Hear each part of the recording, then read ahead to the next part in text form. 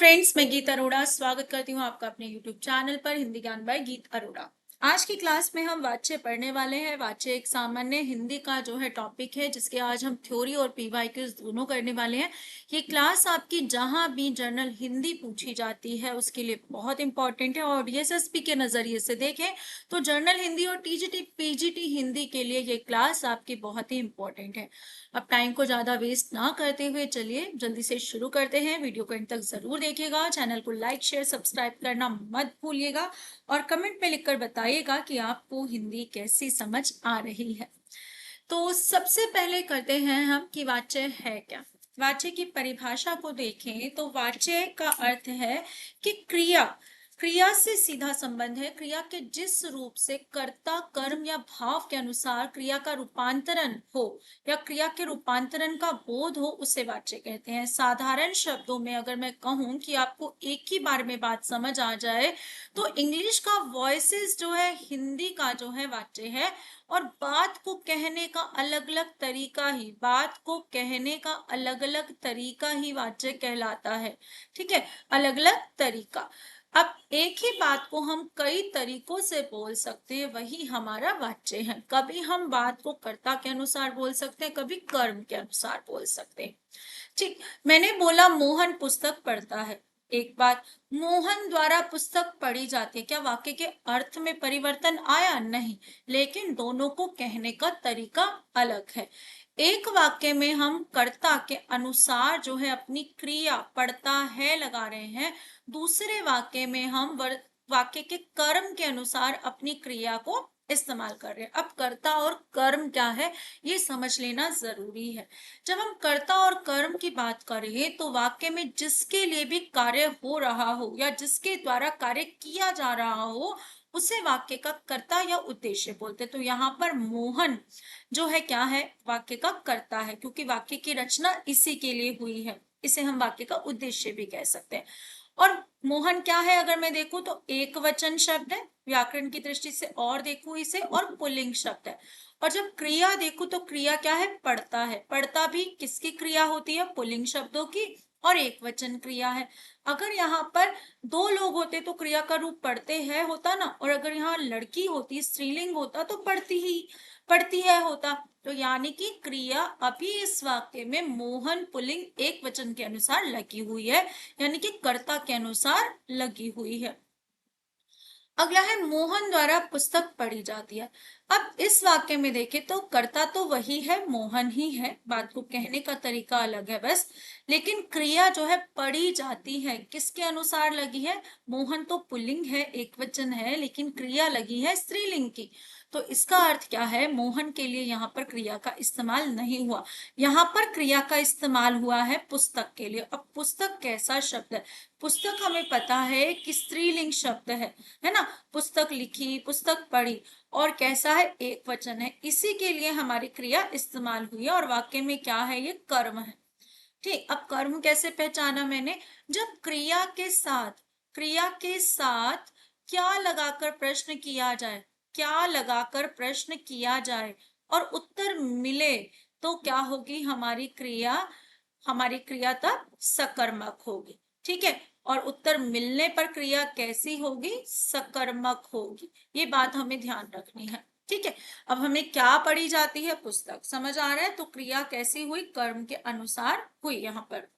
अगला वाक्य, उससे हंसा नहीं जाता। हंसा क्या है, एक तरह का भाव है, हंसना क्रिया है और उसका भाव क्या है, हंसा। तो यहाँ पर जो है क्रिया भाव के अनुसार लगी है, ना तो कर्ता के अनुसार ना कर्म के अनुसार।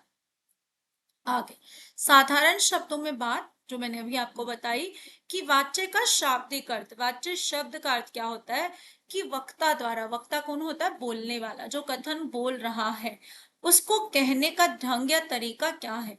किसी वाक्य में वक्ता द्वारा कथन कहने के ढंग को ही वाच्य कहते हैं। किसी बात को थोड़ा रूप परिवर्तित करके कह देना ही क्या कहलाता है, वाच्य कहलाता है। वाच्य के भेद, वाच्य के हमारे तीन भेद हैं, कर्तृवाच्य, कर्मवाच्य और भाववाच्य। जब क्रिया कर्ता के अनुसार लगी हो कर्तृवाच्य, जब क्रिया कर्म के अनुसार लगी हो कर्मवाच्य, और जब क्रिया भाव के अनुसार लगी हो तो भाववाच्य।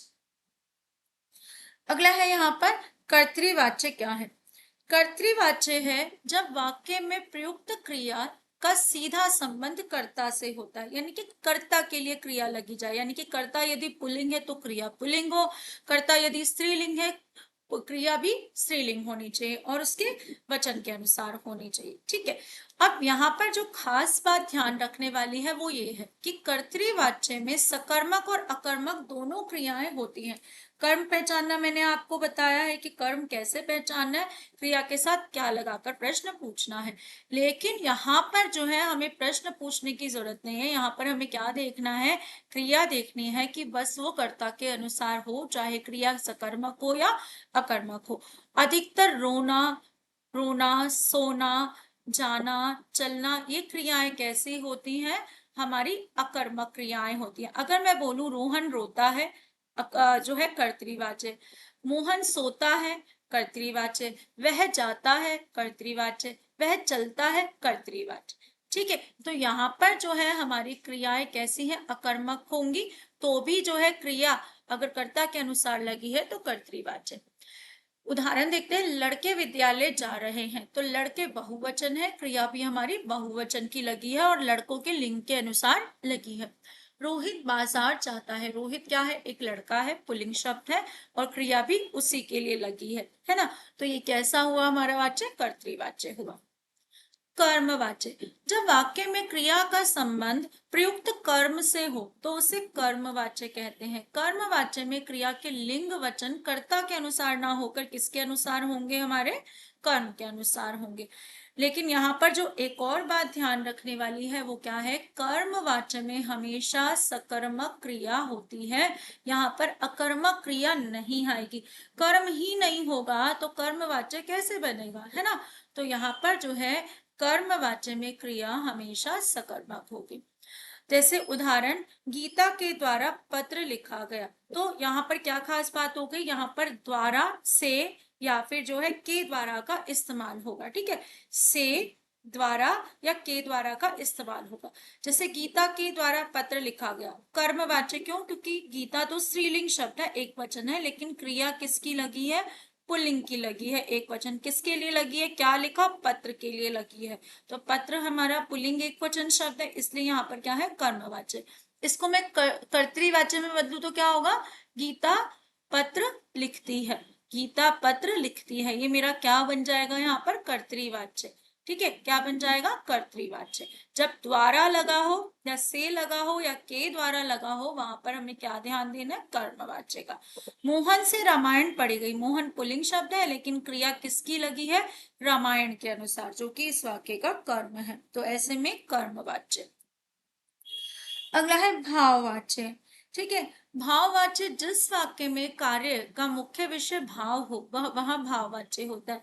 यहाँ क्या कर्ता और कर्म की प्रधानता नहीं होती, क्रिया भाव के अनुसार लगी होती है और क्रिया हमेशा अकर्मक होती है।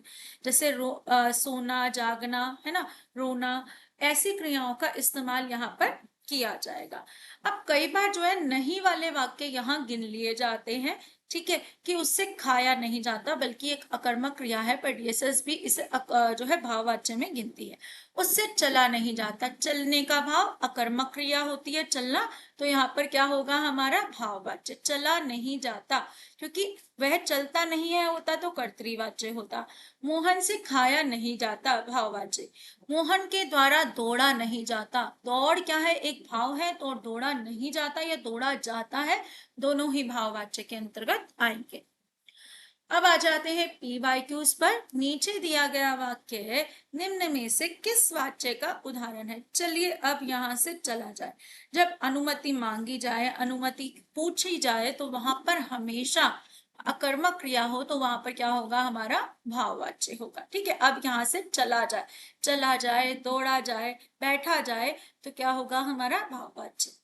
दिए गए वाक्य का वाच्य ज्ञात कीजिए। राम ने पुस्तक पढ़ी, जहां पर भी ने लगा हो तब आपको ये नहीं देखना, हमेशा कर्तृवाच्य होगा। ठीक है, क्योंकि ने किसका हमारा चिन्ह है, कर्ता कारक का है। नेहरू जी ने अपने देश के लिए समस्त सुख सुविधाएं त्याग दी, यहाँ पर भी ने लगा है तो क्या होगा हमारा, कर्तृवाच्य, क्योंकि ने विभक्ति चिन्ह हमारा कर्ता कारक का होता है, द्वारा या से कुछ भी नहीं लगा हुआ। निम्नलिखित में से वाच्य के प्रकार का चयन कीजिए। कोहली द्वारा शतक लगाया जाता है। अब यहाँ पर द्वारा लगा है तो हमें ध्यान देना है कि यहाँ पर कर्तृवाच्य नहीं हो सकता। ठीक है, यहाँ पर क्या होगा, शतक क्या है, क्या लगाया गया, शतक कर्म है तो कर्मवाच्य। ठीक है, कर्म के अनुसार क्रिया का इस्तेमाल किया गया है। दिए गए वाक्य का वाच्य ज्ञात कीजिए। राम पुस्तक पढ़ता है। अब राम से सीधा संबंध है पढ़ने का, क्रिया उसी के अनुसार लगी है तो क्या होगा हमारा कर्तृवाच्य। कर्तृवाच्य वाला वाक्य छांटिए। सारा सामान लाया जा चुका है। सामान क्या है, यहाँ पर कर्म है, क्या लाया जा चुका है, सामान, तो कर्मवाच्य हुआ। भोजन कर लिया जाए। ठीक है, कर लिया जाए, जब बात की जा रही है यहाँ पर भाव की तो क्या होगा, भाववाच्य। प्रश्न पत्र बनाया गया, तो यहाँ पे प्रश्न पत्र के अनुसार है कर्मवाच्य। आज हम यहीं रुकेंगे, तो यहाँ पर हम के लिए, हम क्या है, बहुवचन है, रुकेंगे इसी के लिए क्रिया है, तो कर्तृवाच्य हमारा क्या हो गया, चौथा विकल्प। दिए गए वाक्य में से वाच्य याद कीजिए। दीपक द्वारा आम खाया जाता है। दीपक क्या है, पुल्लिंग शब्द है। ठीक है, क्रिया जो है दीपक आम खाता है, बिना विभक्ति चिन्ह के लगनी चाहिए, लेकिन यहाँ पर द्वारा लगा है और आम के लिए क्रिया लगी है तो कर्मवाच्य। दिए गए वाक्यों में से कर्तृवाच्य वाला वाक्य ज्ञात कीजिए। दीपक से रोया नहीं जाता। नहीं जाता और रोने का भाव भाववाच्य। दीपक रोता नहीं है। दीपक के लिए जो है क्रिया का सीधा संबंध है, एक वचन के लिए के द्वारा लगा है या से लगा है तो हमारा कर्तृवाच्य नहीं हो सकता, तो सही उत्तर क्या है, दीपक रोता नहीं है। अगला है प्रश्न कि कर्मवाच्य वाला वाक्य पहचाने। क्या तुमने व्यायाम किया। मैंने अपना सारा काम कर लिया है। उससे आज पढ़ा ही नहीं गया। उससे सोया नहीं जा सका। तो क्या तुमने व्यायाम किया, तुमने ने लगा है तो कर्तृवाच्य होगा, मैंने में ने लगा है तो कर्तृवाच्य होगा। आज पढ़ा ही नहीं गया तो पढ़ने का भाव यहाँ है, भाववाच्य हो गया। उससे सोया नहीं जाता, सॉरी, उससे सोया नहीं जाता, भाववाच्य सोने का भाव। आज पढ़ा ही नहीं गया, क्या नहीं गया, पढ़ा ही नहीं गया, तो यहाँ पर क्या होगा हमारा कर्मवाच्य, क्योंकि पढ़ना क्रिया हमेशा सकर्मक होती है। भाववाच्य वाला वाक्य छाटिए। अब चला जाए, तो यहाँ पर अब चला जाए तो भाववाच्य ही है, अब दौड़ा जाए, अब चला जाए। पाठ्य पढ़ाना अच्छी बात है, सकर्मक क्रिया कर्मवाच्य। तुम जाकर काम कर लो, काम के अनुसार कर्मवाच्य। भोजन बड़ा ही स्वादिष्ट है, कर्मवाच्य। तो यहाँ पर क्रिया हमारी क्या है, भाववाच्य वाली, पहला विकल्प। कार्य पूरा किया जाएगा। कार्य क्या है, यहाँ पर कर्म का काम कर रहा है तो यहाँ पर कर्मवाच्य। निम्नलिखित में से पक्षी आकाश में उड़ा वाक्य का सही भाववाच्य वाला विकल्प ढूंढना है। ठीक है, पक्षी आकाश में उड़ते हैं, ये तो कर्तृवाच्य है। पक्षी जो है बहुवचन, क्रिया बहुवचन। पक्षियों द्वारा आकाश में उड़ा जाता है, तो यहाँ पर क्या है, भाववाच्य, उड़ने का भाव है। क्या पक्षी आकाश में उड़ते हैं, तो ये तो कर्तृवाचक का प्रश्नवाचक है। सामान्यतः पक्षी आकाश में पक्षी उड़ते हैं, व्याकरण की दृष्टि से शुद्ध नहीं है, तो उड़ा जाता है, यहाँ पर क्या होगा हमारा भाववाच्य का विकल्प होगा। तो फ्रेंड्स, क्लास अच्छी लगी हो तो चैनल को लाइक शेयर सब्सक्राइब करना मत भूलिएगा। कमेंट में जरूर लिखकर बताइएगा कि जो है आपको हिंदी क्लासेस कैसी लग रही हैं, ताकि मेरा मोटिवेशन भी बढ़ता रहे। Thank you.